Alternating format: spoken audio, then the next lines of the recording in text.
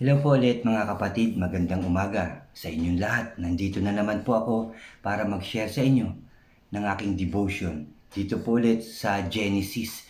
Kahapon ang Genesis chapter 1. Ngayon naman po ay Genesis chapter 2 naman po. At kagaya pa rin ng dati mga kapatid, bago tayo mag-start magbasa, ay mananalangin po tayo. Sige po, magsiyuko po tayo. Yes Lord, aming Diyos na makapangyarihan sa lahat, maraming salamat na naman sa umagang ito, sa araw na to, dahil Lord, Ikaw ang may kaloob nito sa amin. At makakapag-aral na naman kami, makakapagbasa, makakarinig ng iyong mga makapangyarihang salita, O Diyos. Salamat Lord, salamat Jesus, salamat Holy Spirit, O Lord. Lord, lagi mo pong bubuksan ang aming mga puso't isipan sa tuwing kami mag-aaral, magbabasa at makikinig ng iyong mga salita, O God. At lagi nawa kaming mag-focus na makinig sa iyong mga salita, O Diyos. Salamat, Father God. Salamat, Jesus. Salamat, Holy Spirit, O God. Inaangkin ko na po ang katagumpayan ng gawaing ito, O God. Inaangkin na po namin ang katagumpayan ng gawaing ito, O God. Muli, samahan mo po kami, O Lord, sa aming pag-aaral, O God. Salamat, Lord. Salamat, Jesus. Salamat, Holy Spirit. Pinupuri ka namin at pinasasalamatan sa tanging pangalan ng aming Panginoon sa Kristo. Lahat tayo ay magsabi ng Amen and Amen. At ito po ang aking channel.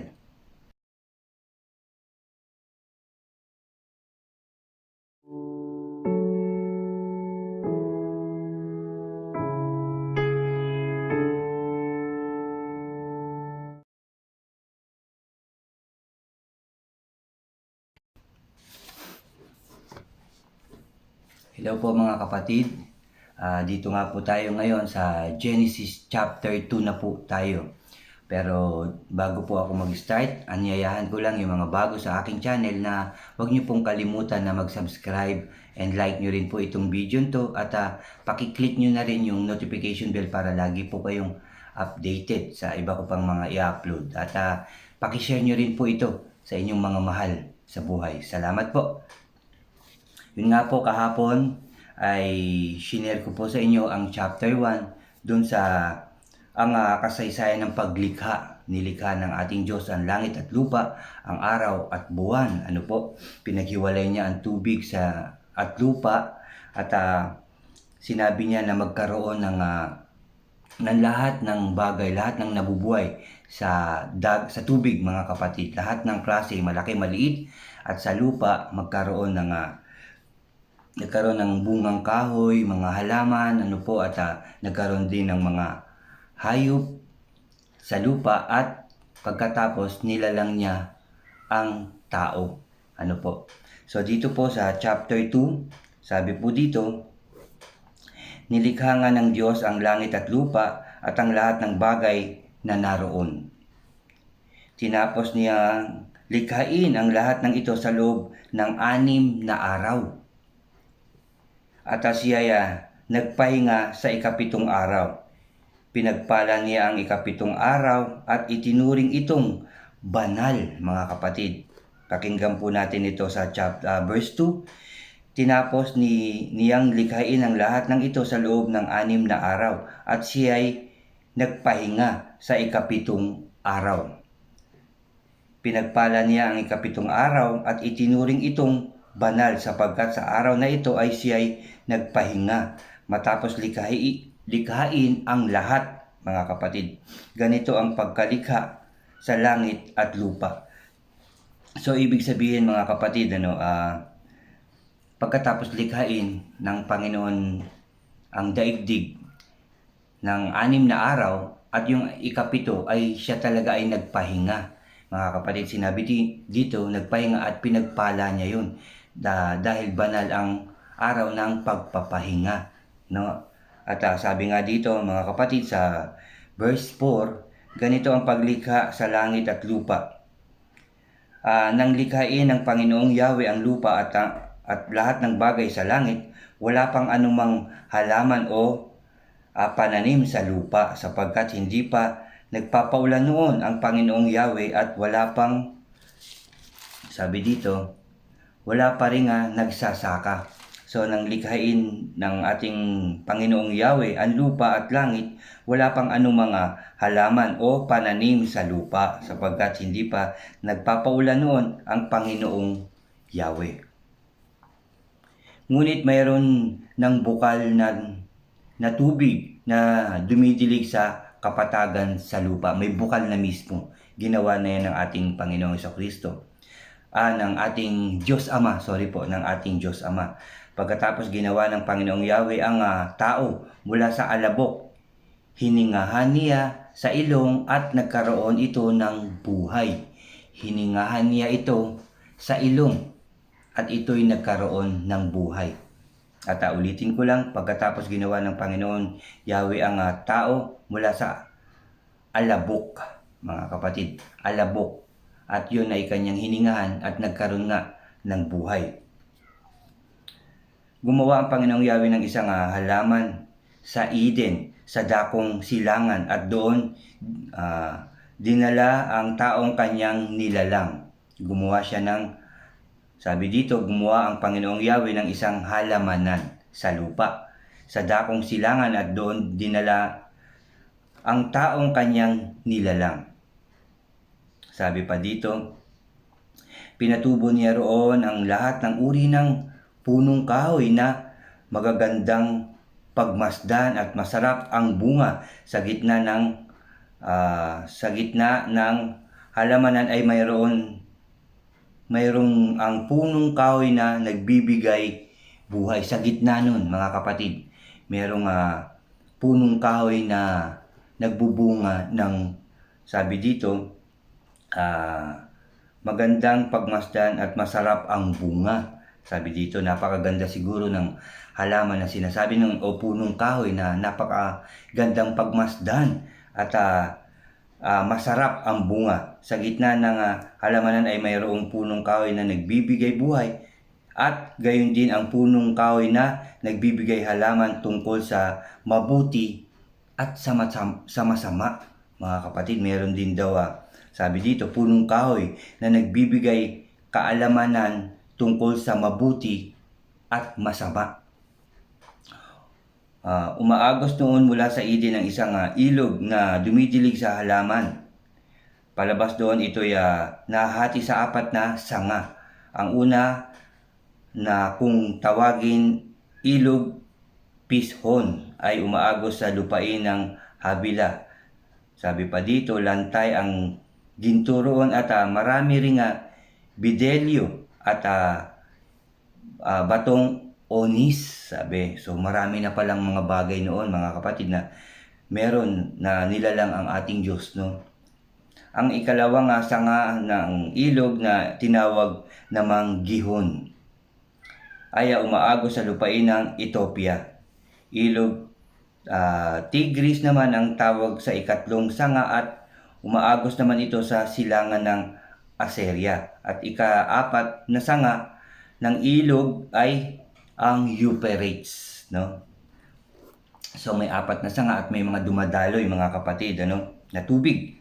Inilagay ng Panginoong Yahweh ang tao sa halamanan ng Eden upang ito'y pagyamanin at pangalagaan. Sinabi niya sa tao, makakain mo ang lahat, sabi dito, makakain mo ang alingmang bungang kahoy sa halamanan, maliban sa bunga ng punong kahoy na nagbibigay kaalaman tungkol sa mabuti at masama. Una pa lang sinabi na yon na makakain niya lahat ng klase doon na pagkain na bungang kahoy, maliban lamang sa punong kahoy na nagbibigay ng nakaalaman tungkol sa mabuti at sa masama. Yun ang bilin niya sa unang taong kanyang ginawa. Huwag na huwag mo kakainin ang bungang iyon, sapagkat sa araw na kainin mo iyon ay mamamatay ka, sabi ng ating Panginoon, no? Sabi ng ating Diyos Ama. Huwag na huwag mong kakainin ang bungang iyon, sapagkat sa araw na iyon nakainin mo iyon ay mamamatay ka. Matapos gawin ang lahat ng ito, sinabi ng Panginoong Yahweh, hindi mabuti na mag-isa ang tao. Bibigyan ko siya ng isang angkop na makakasama at makakatulong, no? Kaya mula sa lupa ay lumikha ang Panginoong Yahweh ng mga hayop sa parang at mga ibon sa himpapawid. Dinala niya ang mga ito sa tao upang ipaubaya rito ang pagbigay ng pangalan sa mga iyon. Kung ano ang kanyang itatawag, iyon ang naging pangalan ng mga ito. Pinaubaya niya sa unang taong kanyang ginawa, yung lahat ng klaseng hayop. Dinala niya yun dun sa taong yun at bahala na siya magbigay ng pangalan. At kung ano ang itatawag dun, yun na raw ang magiging pangalan ng lahat ng hayop. Ang tao nga ang nagbigay ng pangalan sa lahat ng ibon, sa himpapawid at sa hayop sa parang. Ngunit wala isa man sa mga ito ang nababagay na kasama at makatulong niya. No? Nandun ang lahat ng klase ng hayop. No? Sa himpapawid, sa parang. Ngunit sabi dito, wala raw nababagay na makatuwang o makatulong ng tao. Kaya pinatulog ng Panginoong Yahweh ang tao. Samantalang naihimbing, kinuha niya ang isang tadyang nito at pinaghilom ang laman sa tapat niyon. Ang tadyang na ito ay ginawa niyang isang babae at dinala niya ito sa lalaki. So ang babae nanggaling sa tadyang ng lalaki, no? Sabi pa dito, ang tadyang na ito ay ginawa niyang isang babae at dinala niya ito sa lalaki. Sinabi ng lalaki, sa wakas, narito ang isang tulad ko, laman ng aking laman, buto ng aking buto. Amen. Yun ang sabi ng tao nung makita niya na yung babaeng iyon. May makakasama na daw siya. Ulitin ko lang itong verse 22 mga kapatid. Ang tadyang na ito'y ang tadyang na iyo'y ginawa niyang isang babae at dinala niya ito sa lalaki. 23, sinabi ng lalaki, sa wakas, narito ang isang tulad ko, laman ng aking laman, buto ng aking buto. So doon nanggaling kayong mga babae sa tadyang ng lalaki. Kaya siya ay laman ng aking laman, buto ng aking buto. Amen and amen. Sabi dito, babae ang itatawag sa kanya sapagkat sa lalaki siya kinuha. Ito ang dahilan kaya sabi dito, ito ang dahilan kaya iniiwan ng lalaki ang kanyang ama at ina. Nagsasama sila ng kanyang asawa at sila'y nagiging isa. Kapwa hubad noon ng lalaki at babae, ngunit hindi sila nahihiya kasi nga wala pa silang kaalaman tungkol sa masama at mabuti. So sabi dito, nahihiya pa yung mga hindi sila nahihiya dahil hindi pa nila alam yun. Wala pa sa kaisipan nila yung ganung nahihiya sila dahil sila'y hubad. Wala pa silang, hindi pa nila alam yung mali at tama mga kapatid. So napakaganda So, nabasa na natin kahapon nga, ulitin ko lang yung tungkol sa paglikha ng ating Diyos sa daigdig hanggang ito sa tao, pinagkatiwala niya ang lahat ng klaseng hayop doon sa lalaki, doon sa tao. Siya rin na nagbigay, kaya sinabi rito sa Biblia na ang tao ang nagbigay ng pangalan sa lahat ng klaseng ng hayop, mga kapatid. Tapos ang babae, nilikha ng Diyos na kinuha niya sa tadyang ng lalaki at pinaghilom niya yun at yun nga ay naging babae.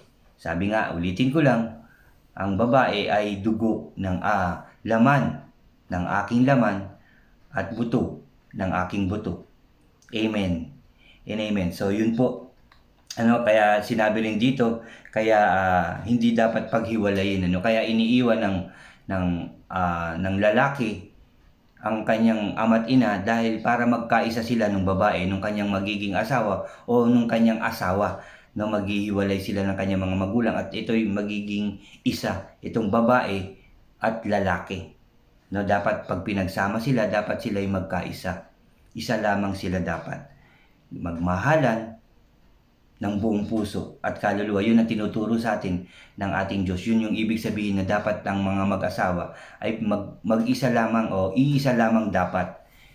Mga kapatid, yun ang tinuturo sa atin. Yung totoong magmahalan sila, magsama sila sa hirap at ginhawa. Amen and amen. So maraming salamat mga kapatid ulit sa inyong pagsama sa akin at salamat sa ating Diyos dahil nakapagbasa na naman tayo ng kanyang mga salita. Maraming salamat sa ating Diyos. Ngayon, tayo ulit ay mananalangin, magpapasalamat, magpupuri sa ating Diyos na buhay. Dahil sinamahan na naman niya tayo at nagtagumpay na naman ang ating pagbabasa, ang aking pag-sharing ngayong araw na to. Magsiyuko tayo mga kapatid. Yes, Lord, Father God in heaven, maraming salamat sa iyong mga salita na aming nabasa at napakinggan na naman ngayong araw na to, O Diyos. Salamat po, Lord, sa mga bagay na ibinigay mo na simula noon hanggang ngayon, Father God. Salamat sa mga puno at halaman, mga hayop sa iyong papawid, hayop sa lupa, at mga hayop sa tubig. Maraming salamat, Lord, dahil yan ay pinagkaloob mo ng lahat sa amin. Salamat, Father God, sa buhay na ibinigay mo sa bawat isa. Salamat din, Lord, sa mga babaeng binigyang buhay mo rin upang makatuwang ng kanyang magiging asawa. At sabi mo nga, dapat sila ay maging isa. Salamat, Father God, sa kaalaman na naman yan na ipinagkaloob mo sa amin, na binigay mo sa amin ngayong araw na to, O Lord. Salamat, Lord. Salamat, Jesus. Salamat, Holy Spirit, O God. Salamat, Lord, dahil binuksan mo na naman ang aming mga puso't isipan. Ito'y aming naintindihan. Salamat, Father God, sa lakas ng loob din na binigay mo sa akin, sipag at talino, upang sa kahit sa simpleng paraan, ako'y makapaghayag ng iyong mga mabubuting salita, O Diyos. Salamat, Father God. Salamat, Jesus. Salamat, Holy Spirit, O God. And again, and I pray, Father God, na lagi mo po kaming ilalayo sa anumang kapahamakan, karamdaman, tukso, at gawa ng kaaway, O Diyos. Salamat, Lord, sa protection na lagi mong ibinibigay sa aming mga mahal sa buhay, sa aming mga kapatid sa pananampalataya at sa lahat ng tao. Salamat sa sandatang bigay mo sa amin, ang sandata na iyong mga salita. Yun ang sandata namin sa aming buhay, O Diyos. Salamat, Lord. Salamat, Lord. Lord, again, Lord, please always bless us all and guide us all, Father God. Ayusin mo na muli, O God, ang aming bansa, ang aming mundo, Lord. Mawala na ang virus na yan, Father God. Mawala na ang mamamatay, magkakasakit dahil sa virus na yan, Father God. Linisin mo na uli ang aming mundo at linisin mo na ulit, Lord, ang aming mga puso't isipan upang kami laging makapag-isip ng tama at mabuti para sa inyo, makagawa ng tama, O God, para sa inyo at sa aming kapwa, O God. Salamat, Father God. Salamat, Jesus. Salamat, Holy Spirit, O God. Salamat, Lord. Inaangkin na namin ang katagumpayan ng aming mga panalangin dahil iyan ay ipagkakaloob mo na sa amin lahat. In Jesus' name, O God. In Jesus' name. In Jesus' name. Thank you again, Father God, sa iyong pag-ibig na hindi nagbabago, sa buhay na binigay ng iyong anak na aming Panginoong Kristo para sa amin lahat upang sa kapatawaran ng aming mga kasalanan. Salamat, Lord. Salamat, Jesus. Salamat, Holy Spirit. Lord, pinupuri ka namin, pinasasalamatan, sinasamba at dinadakila, O Diyos, sa tanging pangalan ng aming Panginoong Kristo na aming tagapagligtas. Lahat tayo ay magsabi ng Amen and Amen. Amen po. At marami pong ulit salamat sa inyo, mga kapatid, sa walang sawa niyong pakikinig ng salita ng ating Diyos. Nawa, hindi lang kayo laging makikinig. Ito'y inyong isa puso't isipan at isa buhay din, mga kapatid. Yun po ang ating dapat gawin sa salita ng ating Diyos. Hindi yung pakikinig lamang na pinakinggan pero labas sa tenga at pagkatapos ay baliwala na. Huwag po natin gawin yan. Huwag natin sayangin ang mga salitang naririnig natin sa ating mga pastors, bishops, mga leaders. Sa akin, mga kapatid, kahit sa simpleng paraan lamang, nawa iyon ay inyong isa buhay. At nawa din, mga kapatid, sa tuwing tayo mag-aaral, makikinig ng salita ng ating Diyos, nawa mag-focus po tayo. Intindihin po natin mabuti ito. Unawain, kagaya ng sabi ko, isa puso't isipan at isa buhay natin lahat. Muli, maraming salamat sa inyo, mga kapatid. At mabuhay po tayong lahat sa pangalan ng ating Panginoong Kristo. At God bless po sa ating lahat. God bless po sa inyong lahat. Salamat po.